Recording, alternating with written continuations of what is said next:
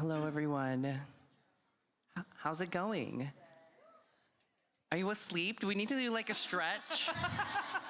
Okay, that's better. My name is David E. I'm the co-founder of the gender-inclusive beauty brand Good Light Cosmetics. We're at Ulta, and we are also launching our new lip milk. I want to plug this. It is the first step in lip prep at all 1,200 or so Ulta doors, April 7th. So please do support a young, indie, queer, Korean brand. Yes. But we are not here for me today. We are here for inclusion's new frontier. I have been advocating for inclusion, diversity, equity since I was a young child in Colorado Springs, Colorado, the lone Asian American who started a diversity council at school.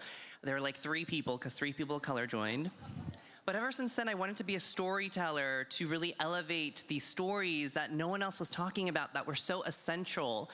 And these 3 women are so important to diversity's next frontier and where we're headed. I feel like we are really pushing for different age ranges and gender identities. Also, when it comes to folks with different shade ranges. But today I wanted to talk about disabilities and chronic health conditions. And these 3 are pioneers in the industry. And I'd love for everyone to give them a warm welcome. Thank you. Would you all love to introduce yourself, starting with Terri? Hi, everybody. I'm Terri Bryant. I'm the founder of Guide Beauty, and we are a brand on a mission to make beauty fun, easy, and accessible for anybody and everybody who wants to play in our world.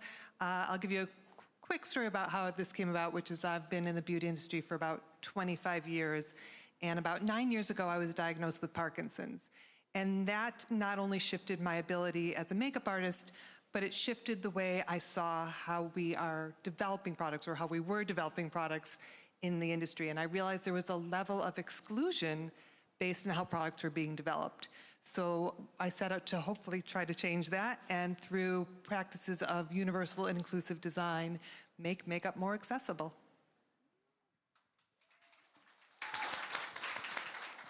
Hi, everyone. First, I'd like to thank Landing for putting on this amazing event and for creating the space for us to have this conversation. My name is Esther. I'm an occupational therapist and the founder of Modified Independent. We are an accessibility consultancy, and we partner with brands to create products and experiences that are disability inclusive. Yeah, I just had a baby. She's 7 weeks, and this is this is my first foray into society, so I'm super excited to be here. Well, welcome back to society. So, hi everyone, I'm George-Axelle, Broussillon, Matschinga. I am the Vice President of Diversity and Inclusion at Sephora. So, I believe that every one of you knows Sephora, right? So, but just to give you a few insights, Sephora, it's a global company, prestige retailer. We are part of LVMH. We are in 36 markets, 3,000 points of sale globally, and more than half of them are in North America. And really, we pride ourselves in, fostering inclusion. That's really part of our DNA. So I will share more about that. But thank you for having me. Well, thank you all. And I just wanted to, not to make it about me again, but this is a full circle moment for me, I feel. Esther is like a sister to me. And when I launched my beauty platform, Very Good Light, in 2016, I lived with Esther for 2 months. And I feel like being on stage with Esther, just full circle, it is a moment for me. And I'm just so proud of Esther and everything that you're doing. And it's so crazy that like 8 years later, I'm still alive. So are you. All right, so Esther, you just finished a big project with Selena Gomez with Wear Beauty. I'm wondering, how do you define accessibility in the beauty space? And tell us a little about that process with Selena. Sure. So accessibility refers to how easily and comfortably a product or a service can be used, or an environment or experience can be accessed, especially by those with disabilities and chronic health conditions.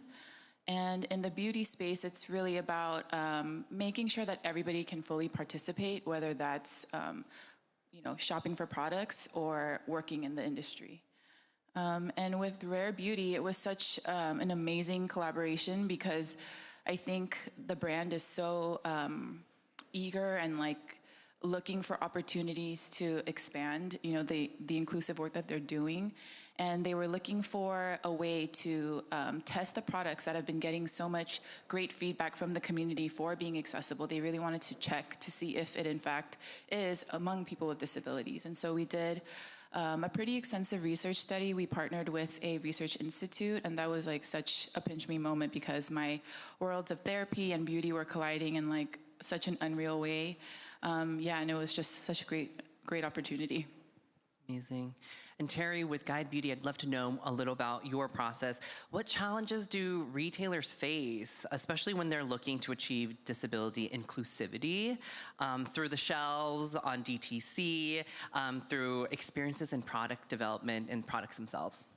Sure, yeah. I mean, I can certainly tell you my experience trying to build the brand and build the product. It's a little different. There are no stock components in this space, right? So everything is custom, and it takes a lot of resources to get there. You are custom creating your molds. You are custom doing your not just your tools, but your formulas.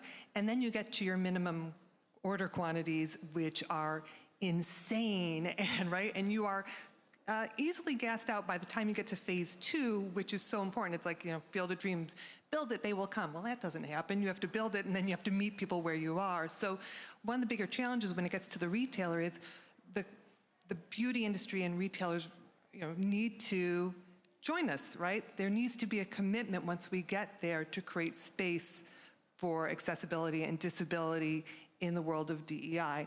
And so I think that's probably the biggest challenge. I mean, hopefully someday our components become the stock components, but obviously it's not where we are today. And George-Axelle, I would love to know Sephora's stance on this as well. Obviously, Rare Beauty is at the forefront of doing this already with their body care line, and Esther helping out.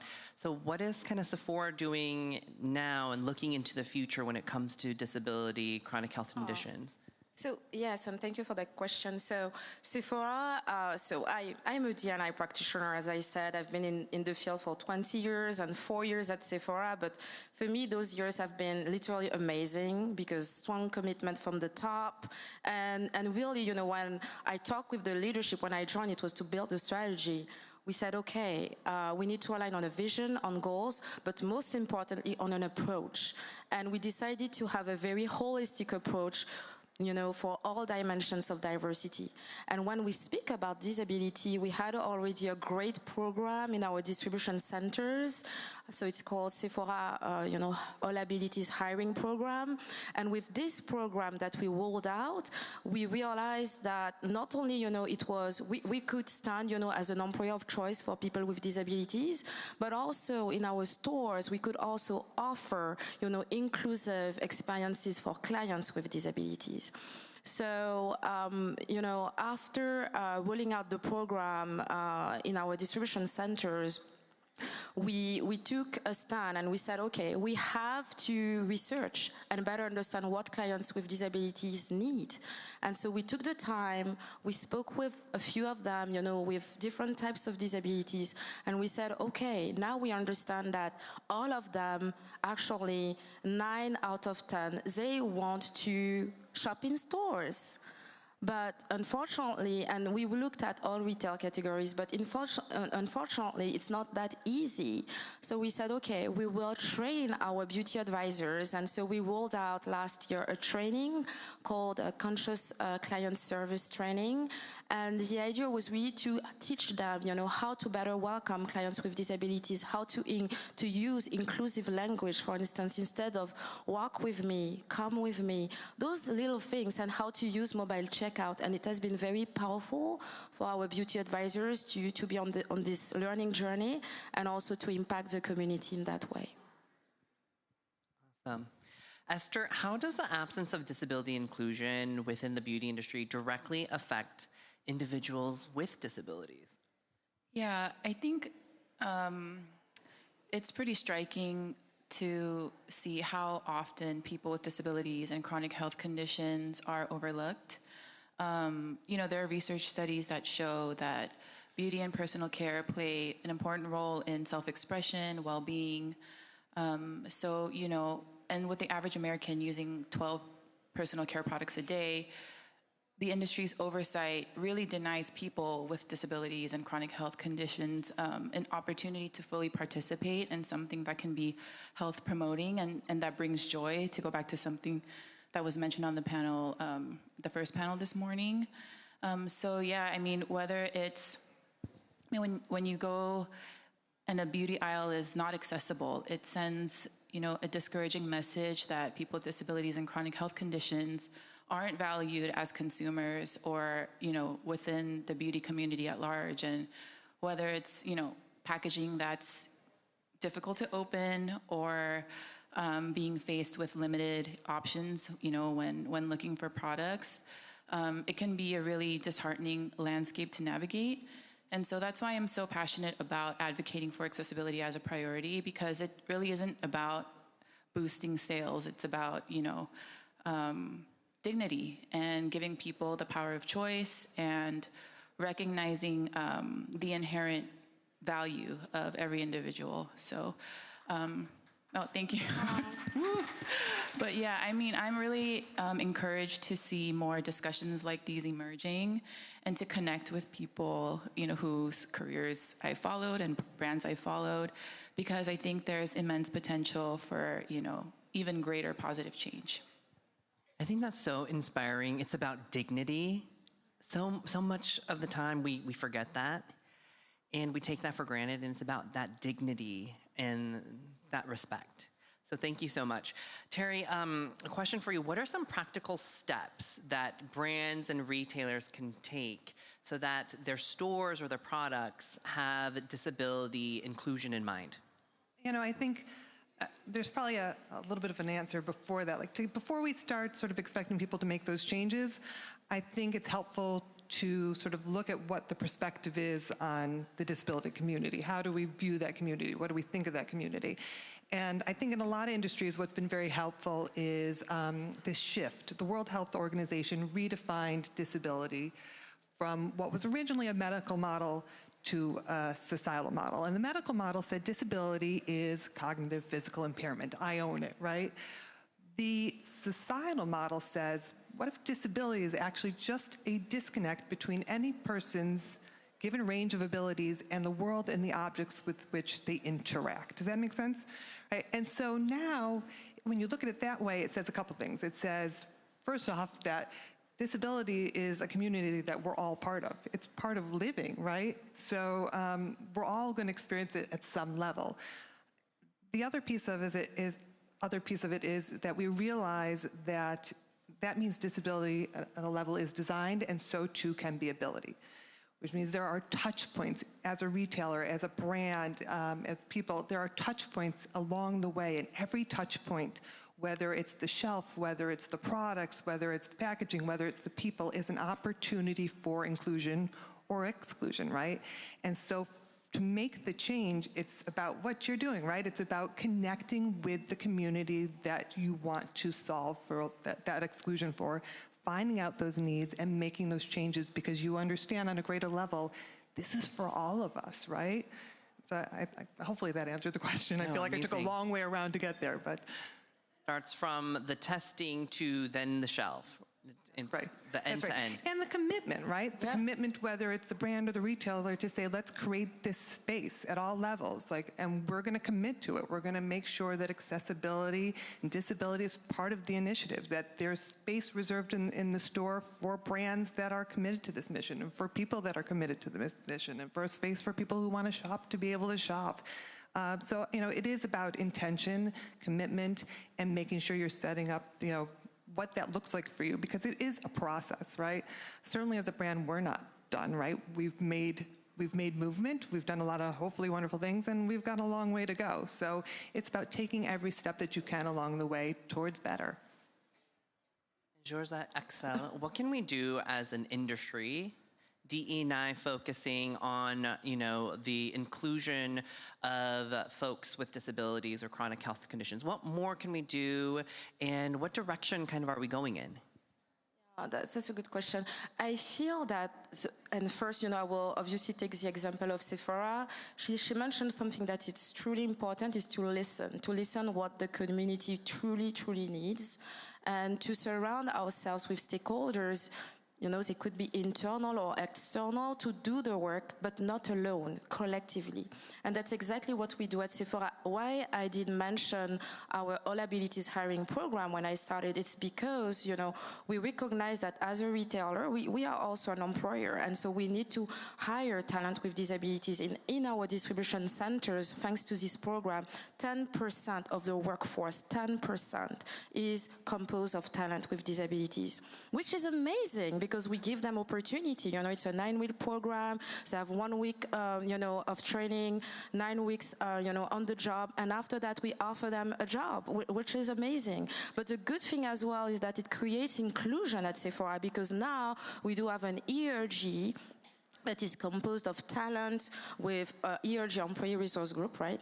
Which is composed of talent with disabilities from our distribution centers, stores, and also our offices. And the good thing is that they come with ideas. They influence our marketing. They influence different aspects of the business. And that is super powerful as well. And when we take those internal advocates, members of the communities, allies, advocates, and we bring them together with external partners that we do have, like, Disability In, Best Buddies, the ARC, those are our partners.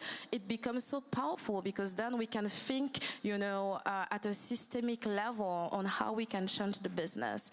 And this is truly, truly something that, we've seen working at Sephora and that I would, advise other retailers to do as well, yeah. Well, I'm so glad that we're actually having this conversation so that this could perhaps be the start of change in our industry and how we move forward collectively and thoughtfully. I'm wondering if we have any questions from the audience or if anyone had any comments or anything to share before we wrap up. Oh, so everyone knows about inclusion and disabilities. Okay. Okay, over there.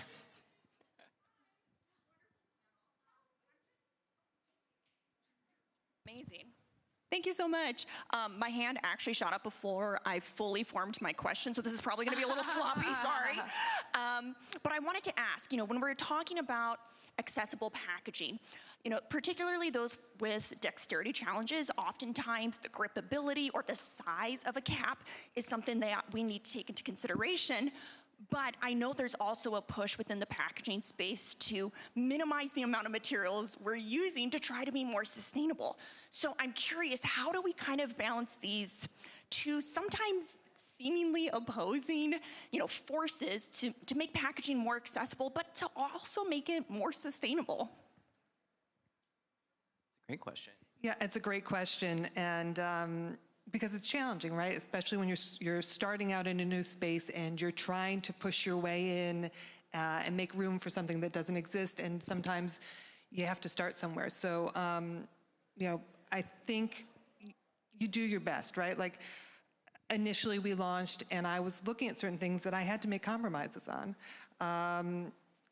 And now I'm at a phase where we got through phase one. We created the components. We were so focused on human factors, on grip, stability, things that would make up easier for users across a wide range of abilities and disabilities. But then you look at our packaging, and are we where we need to be at from a sustainability level? No. But the more we go, I think that the answer is the longer you go and the more you do, the more opportunities for the change. So on round 2, we now have another vendor in a factory who are willing to work with us on this round that weren't willing to work with us on round 1. And they're willing to come in and they have the sustainable pieces we want to bring in. So, it's tough because it's a little heartbreaking when you're starting because you want everything to be perfect, but that just isn't, how it comes down. But the opportunity it comes along as you build. So I think you just have to give yourself a little bit of space and know that it's a work in progress. But again, the more of us that do it, the easier it'll be. Can I add to that, David? Oh, yeah, absolutely. I want to add that, being accessible doesn't always mean larger products, and not to say that's what, you were implying, but a lot of the time I think, as a therapist, as a practicing therapist, we think build up the handle so that people can grip it better. But I think the shape of something, like a small divot would help, like a soft touch versus something that'll slip out of your hands, like something that's more grippable. I think there are things that are already out there that may be considered sustainable that can be packaged, more accessibly, for lack of a better way to put it. So, I think, trial and error, you try and then see what works. And one product may work really well for somebody with a certain condition or disability. It might not work for the other. So I think the more options, the better. Over here.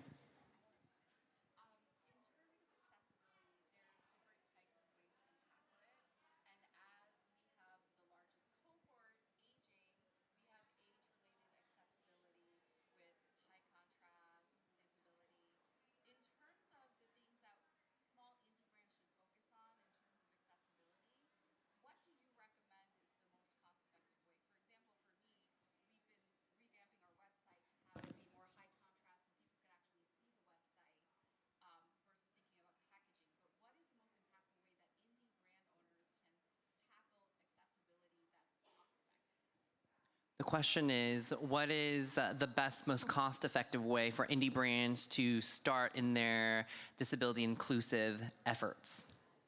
Am I correct? Okay. Sure. I mean, it's a great question because it is overwhelming. And sometimes when it's so overwhelming, it's like, ugh, where do I begin? It's how I felt about sustainability, right? I was like, that's so much and I don't know where to begin. So do I just sit here and do nothing, nothing at all? No, I can't do that. I think what you're doing is brilliant. I think there are certain industries that are so far ahead of us in terms of focusing on the disability community and accessibility, and working on your website is an amazing place to start, right? Because there's all forms of, we're looking at, we're talking about grip, stability, we're talking about as we age, vision changes. There's so many things you can approach, and it could be website, it could be, I have packaging, I can't reinvent the wheel right now, but maybe I do a QR code.